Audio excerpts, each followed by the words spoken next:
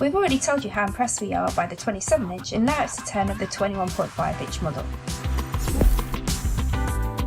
The iMac is still as gorgeous and thin as it was when Apple last changed the design in 2012, but a few things have changed around the back.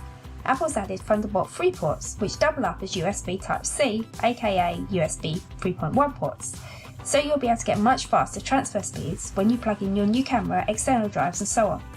But it's what's on the inside that counts though, and Apple has made some significant changes there.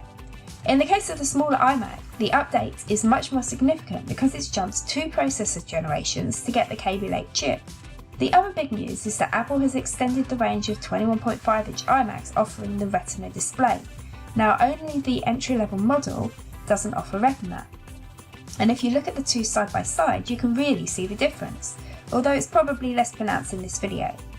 The Retina display is brighter, crisper, and you can see more colours. It's altogether a better experience. Given that you'd only have to pay £200 more to get a Retina screen and other enhancements, it's really a no-brainer that you'd opt for the Retina iMac. But that's not to say that the entry-level model is to be ignored. It's in a different league to the previous generation entry-level, and if you don't need a Retina display, and if you've never looked at one you won't know any better, it's a reasonably good dual processor. The entry-level iMac is always dual-core where the others are quad-core. In our test we found the 2017 iMac's 2.3 GHz processor scored 66% more than the previous generation's 1.6 processor did. You'd expect that with such a giant leap in gigahertz. The point here is that Apple has made an entry-level iMac that's actually worth buying this time round.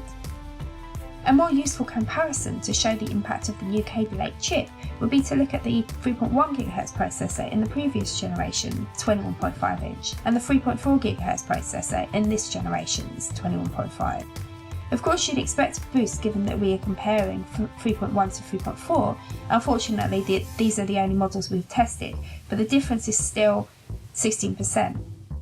Aside from the display, the other major difference between these two iMacs is the graphics card. The entry-level model has an Intel integrated card, but if you want to do slightly more graphically intensive things like play computer games or edit videos and photography, then the discrete graphics in the Retina model will be more suited to your needs. In our test, the discrete card made a huge difference. For example, the max frame rate on the entry-level iMac was 10 frames per second, while the 3.4 GHz 21.5-inch managed 28 frames per second. It's also worth noting that the Fusion drive is now a standard option on most iMacs, with only the entry-level models coming with a standard hard drive. If you opt for the Fusion drive, it's a £90 build-to-order option, but brings with it a small SSD in addition to the larger hard drive.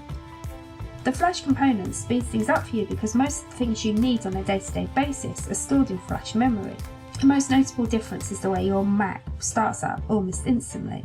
In one test we timed how long it took a 4GB file to be copied. In the case of the standard hard drive, this was just over 78 seconds, while the 3.4 GHz 21.5-inch model with its Fusion drive took about 66 seconds. The bigger difference came when we compared the 3.4 GHz 21.5-inch to the 27-inch model with the same processor. Then the 27-inch copied the file in just over 37 seconds. A slightly more accurate test is the AJE Systems test, and here are the scores for that. So there's obviously more of a difference between the 27 and the 21-inch models here than meets the eye. We'd always recommend getting the Fusion drive. We're impressed by the new 21.5-inch iMac, although we'd always recommend spending a little bit more to get the Retina display. The entry-level model is no longer crippled like its predecessor, and it's a decent machine.